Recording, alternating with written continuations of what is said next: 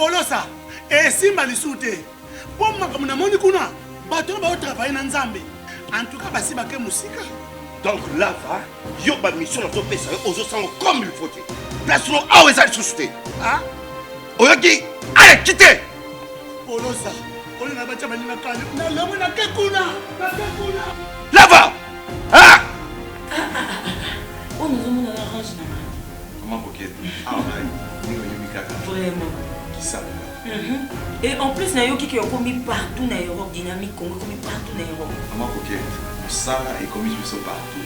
Tout comme la Suède, tout comme la Paris, tout comme la Lille, tout comme la Bruxelles. Et puis, base la mission est toujours Londres, Angleterre.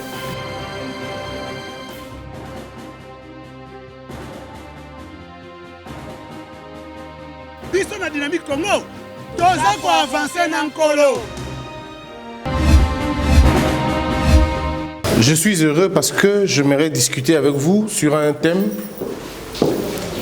Ce thème, on a longtemps parlé de la question, mais je crois qu'il est important d'en parler encore. D'accord? Et aujourd'hui, nous parlons du pardon.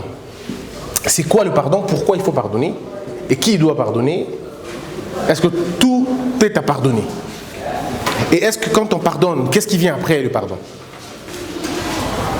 C'est vrai que l'humanité nous a proposé, nous a calqué un monde dans lequel les choses ne devraient pas se passer comme vous faites comme ailleurs ou comme toujours.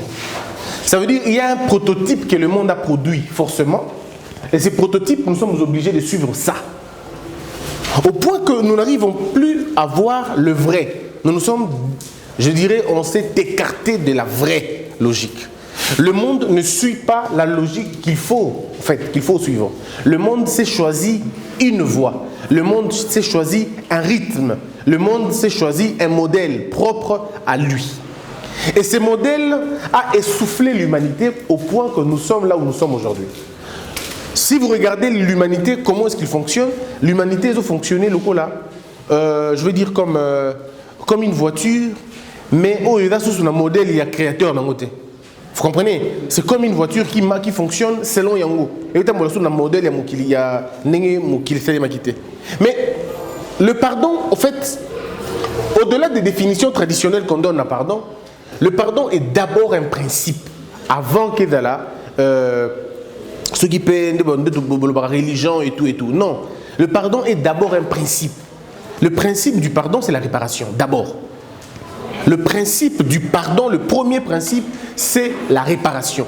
Pourquoi faut-il qu'il y ait pardon?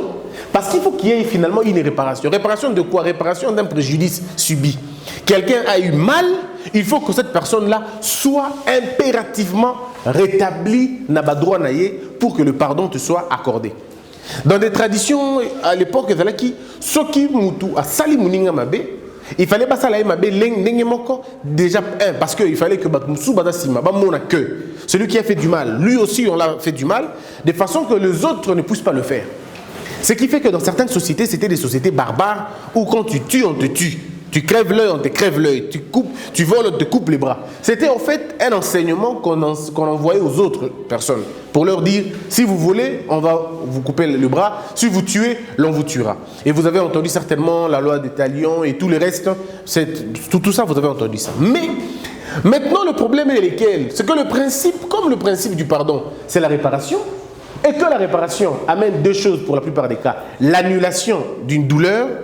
Mais le pardon ne peut pas effacer les souvenirs.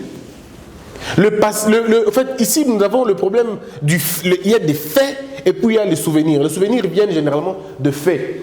Mais entre le fait et les souvenirs, il y a ce qu'on appelle la douleur. D'accord? C'est là qu'on parle du préjudice. Je vous donne des cas aussi simples que ça. Je suis là, je me suis battu pour avoir mon argent, pour avoir ma maison. Et maintenant que ma maison est là, quelqu'un vient et dit, c'était pas sa maison, c'est pas ma maison, c'est sa maison à lui. Il a fait des faux documents, il dit que c'est sa maison. Et nous allons en justice comme ça, moi je perds, lui il gagne. Je suis offensé au fond de moi. Et à chaque fois que je manquerai un endroit où dormir, le souvenir va être très très intense par rapport à la douleur que j'ai ressentie quand le fait était produit. Est-ce que vous comprenez? Les faits ici, c'est quoi? Les faits ici, c'est le fait de me ravir mon truc, de prendre ma femme, de m'insulter, de m'humilier, de me chasser de la maison, de me laisser avec un enfant. Bref, vous avez toutes les raisons qui peuvent vous provoquer des choses. Et ce sont des faits. Mais on oublie souvent les faits viennent d'où. Parce qu'on nous a parlé que de faits. Mais les faits viennent d'où. Aujourd'hui, je vais être peut-être un peu dur avec nous-mêmes pour comprendre que basala biso mabe kakapo biso moko to lingara basala biso mabe wana. Quand je dis ko linga basala biso mabe, ça veut pas dire que to ko luka basala biso mabe wana, non. C'est que nous avons vu, nous avons été témoins que mabe wana ngi kyoya, mais tout le monde est quand même niais. Dans la plupart des cas, c'est pas tout le cas, dans la plupart des cas. Il y a de ces cas où le mal vous atteint, pas parce que vous lingi yango, mais comme les binos, mais il y a aussi des endroits où nous-mêmes nous allons chercher le mal. Est-ce qu'on se comprend? On va prendre des exemples. La question, avant d'arriver au niveau de pardon, nous devons d'abord arriver à la Rikambuyakoye, parce que vous êtes ici. On a ici homme et puis homme, n'est-ce pas? Deux hommes, le rapport entre les hommes. Il y a de ces moments où c'est nous-mêmes qui attissons le feu de l'autre. Exemple. Je viens à Kinshasa, je m'en sors très bien, je vis bien et tout. Je me suis battu, quand même ça va. Maintenant j'appelle mon frère, d'accord? Le fils de mon père, mais peut-être pas de ma mère. Je l'appelle, je dis viens au vendre à Kinshasa, ah il va bien. Mais mon frère arrive. Maintenant, parce qu'il a un lingala qui fait rire aux gens, d'accord? Mais j'oublie qu'il a aussi une personnalité, n'est-ce pas? Je l'appelle, il vient. Mais quand j'ai mes amis qui viennent me voir à la maison, c'est lui que j'appelle pour qu'il dise, pour qu'il parle son lingala là, afin que les autres se marrent. Parce que moi j'ai envie que vous comprenez ce que ça veut dire? C'est-à-dire quand je l'appelle pour le faire rire, les autres rient. Mais lui, il est vexé. Je fais plaisir aux gens, mais lui, il est mal. Il est très mal. Et ça ne peut pas si que... Ah, comment vous savez et tout. Mais comme il ne peut pas vous dire ça, parce qu'il est sous votre autorité, Amélie, c'est une douleur qui commence à venir. Tous les misala, c'est lui qui le fait.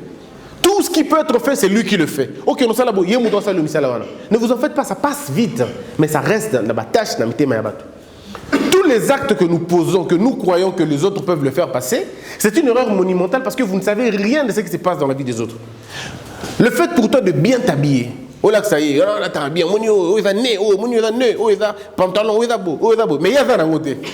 En fait, tu es en train, si tu ne sais pas, d'alimenter la jalousie, là où il n'y a pas de jalousie. Tu es en train de lui faire comprendre que vous n'êtes pas égaux, c'est toi les prêtres, il y a ça assez.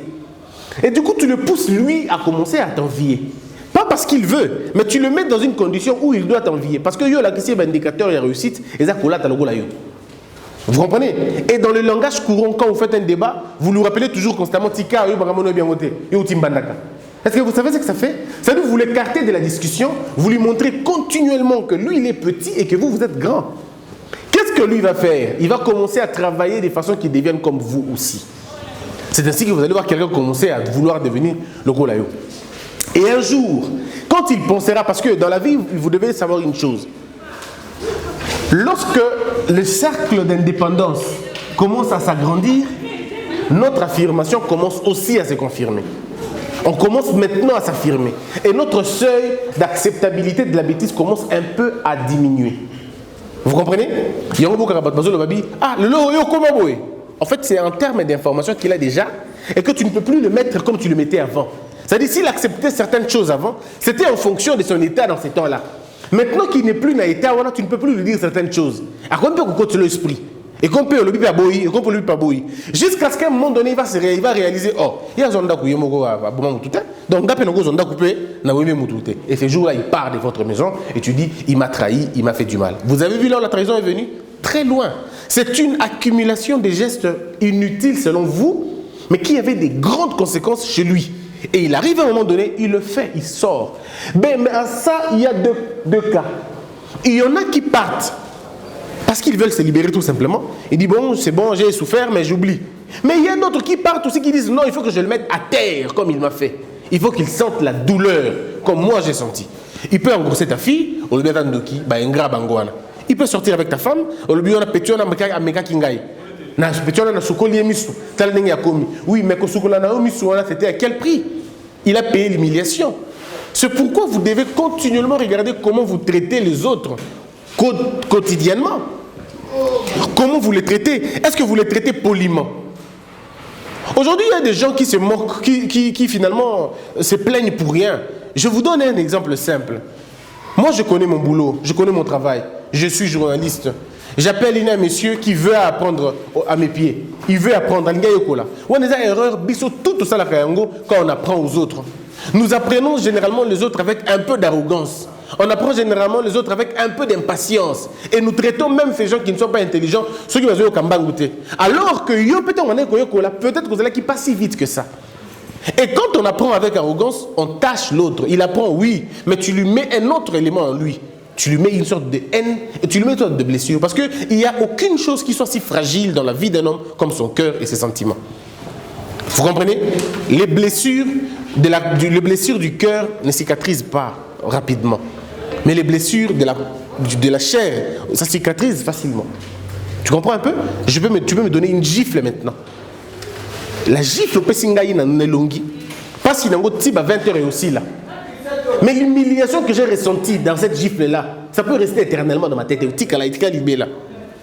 comprenez? Parce que le fait, on produit une douleur, et cette douleur est restée dans le souvenir. Alors maintenant, quand tu apprends à quelqu'un d'autre, je prends l'exemple de Homo qui apprend à un petit la caméra, par exemple. Mais Homo, c'est bien. Ce que tu es en train de faire est bien. Ça marche, tu l'apprends, oui. Mais tu ne sais pas ce que ce jeune garçon est en train de garder dans sa tête. Il garde le souvenir de quelqu'un qui lui a humilié. Il garde le souvenir de quelqu'un qui lui a aussi appris. Mais quand il arrivera à un moment donné où il doit agir, il choisira. Soit il te fait du bien, soit il te fait du mal. Et donc, dans une raison ou dans une autre, il aura un soubassement. Parce que et du coup, vous avez une société qui a échoué dans la transmission des valeurs. En quel sens? Dans le sens où celui qui est formé, lui a été très mal formé. Il va former aussi des gens qui seront très mal formés et c'est une chaîne qui va se suivre. Du coup, nous avons une génération des éducateurs impolis. Parce que sur le talibien, éducateurs, on a impolis, ce sont des éducateurs blessés par leurs éducateurs aussi. C'est transmis comme ça. Vous avez des maîtres impatients. Vous vous posez la question, pourquoi il est impatient? Parce qu'il a été appris, enseigné par un impatient aussi. Cet impatient, lui aussi, a été impatient. Et du coup, vous avez une chaîne de gens, mais est-ce que vous vous êtes déjà posé la question, pourquoi chef va changer de comportement? Parce que l'éducation na bango est là qui mélangeait na banti valeur. On leur a appris l'instruction, mais on n'a pas appris l'éducation. Vous comprenez? Vous pouvez être suffisamment instruit, mais mal éduqué. Mal éduqué, c'est comme la plupart de vos ministres. Ils ont des diplômes, mais ce sont des impolis notoires. Parce qu'ils ont été mal éduqués. Vous comprenez un peu? Alors donc, pour terminer ce petit chapitre, évitez s'il vous plaît de poser des actes que vous estimez pour vous bien, mais pour les autres mal. Et pour le savoir, c'est simple. Ce qui acte lingo posé, au monde qui est ça le coup mingi. Quand les Kamuningo posent sur place, rassure-toi que Ebotim Boumayamabe déjà. Parce que il y a l'honneur, la femme et l'argent. Ou l'amour. Donc il y a l'honneur, l'amour et l'argent. Ce sont les trois facteurs qui sont responsables. Il y a Liwa et Batou et Bélé. Même la Première Guerre mondiale et la Deuxième Guerre mondiale tournaient autour de ces choses-là. Soit l'honneur d'un État, soit l'honneur d'un homme, soit l'amour, soit l'argent. Ça ne pouvait pas aller en dehors. Il y a Bilo Korana. La guerre économique et tout. La guerre économique, c'est l'argent en réalité. D'accord? Des enjeux, beaucoup plus d'argent. Et donc, si tu n'es pas encore affranchi, en termes, il y a yo, nzoto na yo, maele na yo, kibomoto na yo, c'est tout à fait possible que tu fasses du mal aux gens parce que déjà, toi-même, tu es prisonnier de toi-même. J'aimerais ici vous interpeller, mesdames et messieurs, et même ceux qui nous suivent à la télévision, c'est que nous ne réussirons jamais de construire un État si nous sommes tous prisonniers de quelque chose de très inutile comme l'amour propre. L'une des raisons pour lesquelles les gens n'avancent pas, c'est parce qu'ils sont tellement amoureux d'eux-mêmes au-delà du monde entier. Bangonde. Vous comprenez un peu le problème? C'est toi, tu ne peux pas t'interdire quelque chose, mais toi, tu peux interdire aux autres quelque chose. Or, la vraie discipline, c'est quand elle commence par soi-même. Quand je m'interdis de faire du mal à l'autre, c'est là la grandeur en réalité. Gandhi disait en son temps, tout le monde peut devenir président, tout le monde peut gouverner un État. Mais personne, alors, la plus grande force, c'est de savoir te diriger toi-même. Vous comprenez un peu? Et Platon disait là, en fait, Platon répétait ce que Socrate disait. Socrate disait, que le pouvoir, quand on a le pouvoir, c'est quand on sait d'abord se gérer, quand on peut s'interdire certains plaisirs.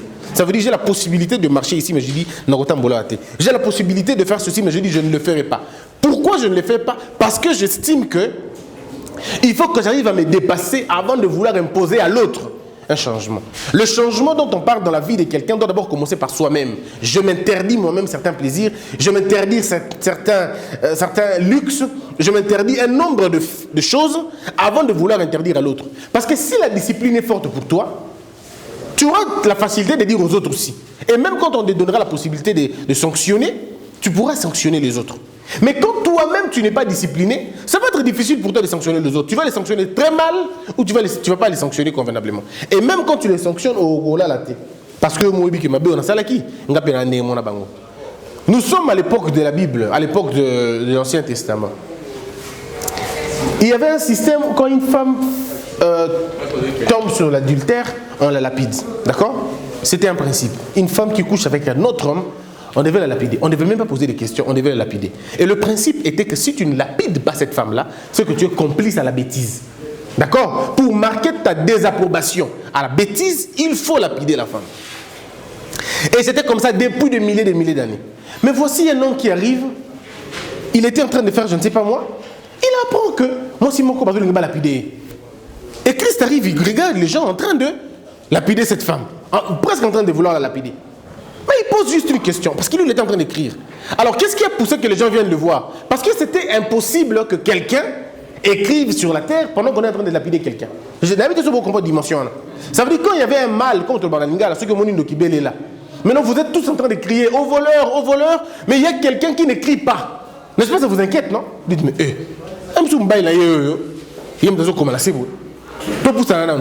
et les gens s'approchent pour lui poser la question. Et c'est quand il répond à ces gens-là, c'est lui qui n'a pas fait du mal. Hein? Ah bah. Mais ce qui est bizarre, c'est que même ceux qui le poursuivaient, ceux qui poursuivaient la dame, ont tous jeté leurs pierres. Parce que depuis que ces gens sont nés, on ne leur a jamais posé cette question. Est-ce que vous êtes mieux qu'elle? Si vous êtes vraiment mieux que cette femme, lapidez. Personne n'a pu lapider. Personne n'a pu lapider. Mais Christ aurait pu le faire aussi. Parce que lui n'avait pas péché. Pourquoi lui n'a pas pris la pierre? Ça allait aller à l'encontre d'un principe sacro-saint, c'est que dans notre corps, on a des faiblesses. Et dans ce corps, de cette enveloppe-là, je ne dis pas que l'enveloppe de Christ avait des problèmes, mais comme Christ représentait l'homme sur terre, pour lequel il est venu mourir, pour ce corps qui était en train de souffrir, il pouvait comprendre la nature, la nature, et personne n'a pu le faire. Et depuis ce jour-là, cette loi a commencé à trouver des mécanismes de compréhension. Les gens commençaient maintenant à dire non, commençons à nous regarder dans les yeux. Est-ce que nous sommes mieux que lui? Donc à chaque fois que tu voudras poser un acte quelconque, pose-toi la question, qu'est-ce que l'autre gagne en cela? Vous savez, mesdames et messieurs, la grandeur, c'est que si je peux t'humilier en privé, non, en fait, je vais reformuler. Si je peux avoir ce que je cherche chez toi en privé, donc ça ne sera pas intéressant que je t'humilie en public. Vous comprenez? C'est ça la grandeur. Un homme qui a mûri, alors un homme qui a mûri n'humilie pas l'autre aux yeux des autres, non. Devant un cas de vol, quelqu'un a volé. L'homme intelligent est celui qui appelle la personne qui a volé, s'il a la capacité, il appelle à côté et il essaie de savoir pourquoi tu as volé. Où sont les biens du vol? Est-ce que tu peux récupérer les biens du vol? Oui, je récupère les biens du vol. Ok, tu peux sortir par la petite porte et vas-y. Vous comprenez? Mais regardez comment nous regardons les voleurs. C'est une occasion pour nous de frapper. En réalité, pourquoi? Parce que nous pensons aussi à comment vous avez volé. Et comme on avait raté ces voleurs-là, maintenant, toi aussi, c'est un autre moto. Et vous allez voir toute une société lapider un voleur. Mais si vous posez la question aux gens, sérieusement, Mouto, tout à Bamba qui libanga na Mouto Aïba, oh Aïba, t'as 10 francs la vie naïe. C'est qu'à Okoufou. Vous allez voir, les gens vont pleurer beaucoup plus que ce que le voleur qui a fait est en train de pleurer. Parce qu'il y a des gens qui vont regretter de leur vie. Parce qu'il y a des Vous comprenez un peu le problème? Donc, chacun de nous doit développer ça d'abord en commençant par lui-même. Je ne suis pas encore en train de parler du pardon, vous comprenez? Je suis d'abord en train de parler de toi et toi-même. Essaye d'être ces garçons honnêtes, ces garçons, ce monsieur honnête, cette femme honnête. La femme d'autrui, c'est la femme d'autrui. En fait, il y a certaines valeurs auxquelles on ne peut pas déroger. La femme d'autrui est la femme d'autrui. Tu ne peux pas, en principe, ressentir je veux bien dire, tu peux ressentir de l'amour pour la femme d'autrui, c'est possible. Tu peux ressentir des sentiments, des désirs pour la femme d'autrui, oui. Mais en fait, en ces moments-là que la question commence à se poser, jusqu'où peuvent aller tes valeurs? D'accord? Jusqu'où peuvent aller tes valeurs? Je peux avoir l'argent de quelqu'un. Tu m'envoies ton argent pour que je te rende un service. La tentation est là, en fait. J'ai aussi besoin de faire quelque chose avec l'argent. Mais tu m'envoies ton argent. C'est à partir de ce moment-là que le test de l'humanité se passe. Est-ce que tu peux surmonter ça? Est-ce que tu peux surmonter cela? Mais si tu n'arrives pas à surmonter ça, c'est que tu n'es pas encore un homme.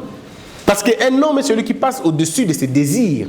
Je suis avec la femme d'autrui chez elle, et que quand je commence à lire déjà qu'elle commence à devenir un peu beaucoup plus embêtante, ou elle commence à avoir une tendance pas vraiment bien, je commence à me retirer.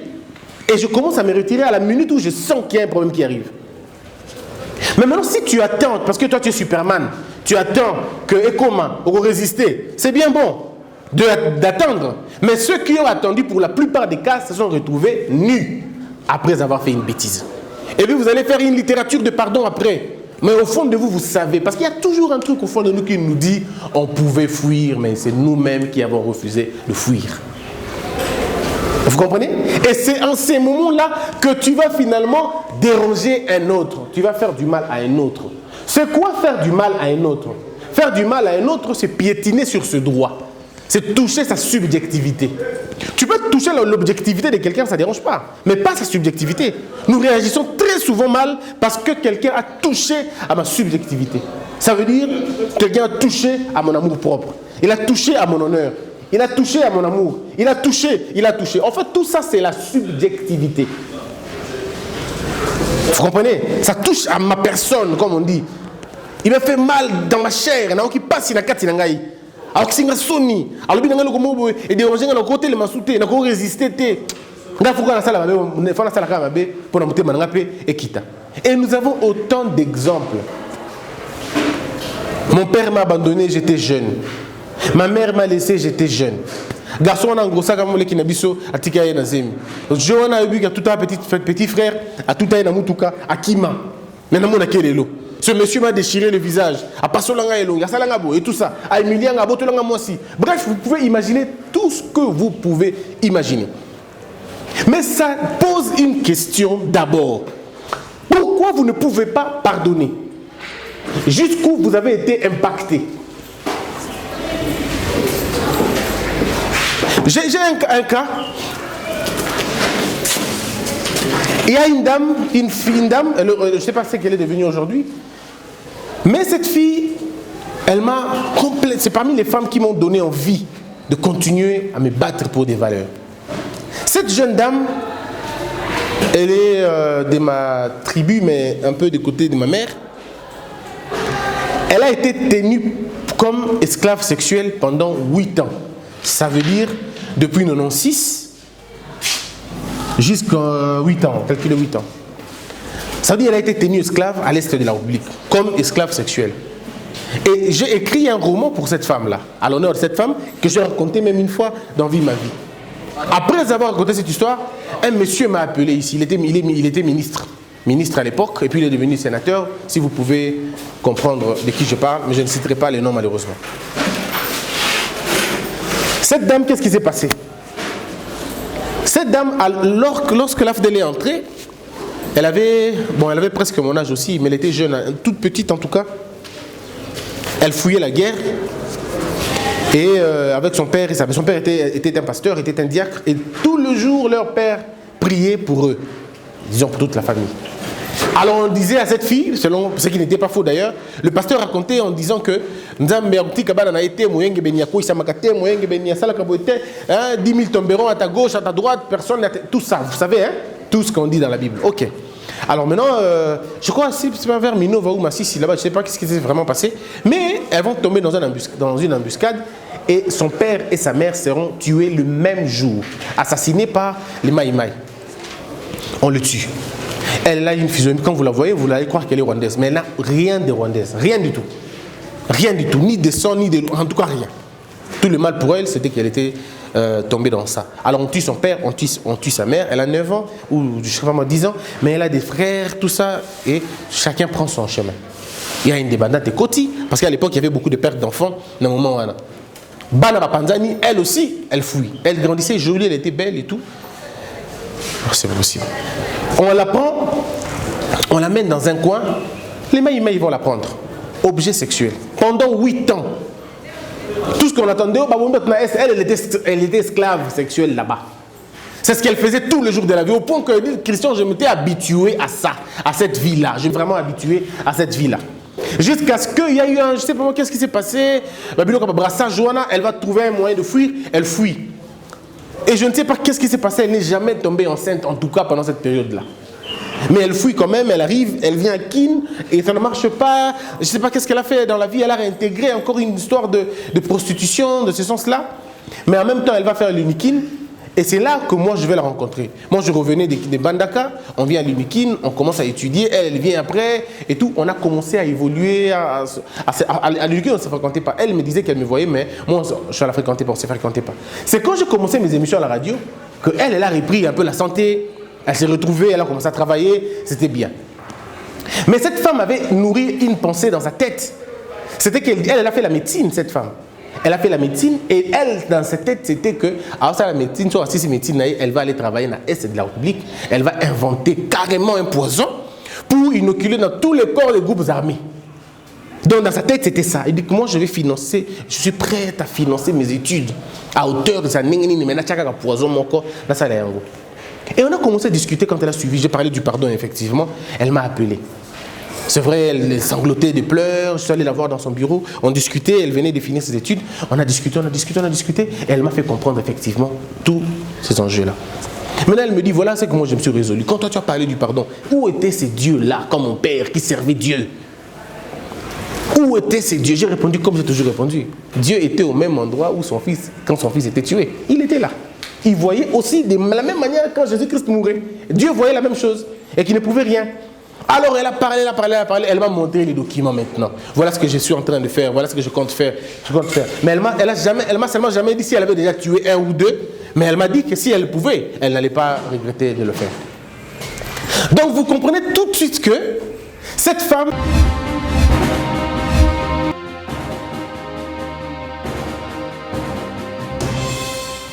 Patron n'a Apollo ça. Et si Malisouté. Pour moi, comme on a mon ikuna. Bato ba travailler dans Nzambe. En tout cas, basi ba ke musika. Donc là va, yo ba mission to pesa aux autres comme il faut.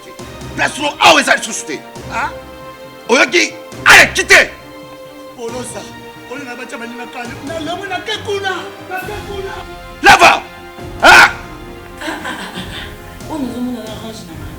Comment coquette? Ah ouais. Ni Yumikaka. Vraiment. Qui ça?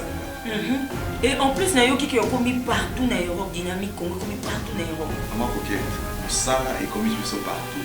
Tout comme en Suède, tout comme à Paris, tout comme à Lille, tout comme à Bruxelles. Et puis, base la mission éthique toujours à Londres, en Angleterre.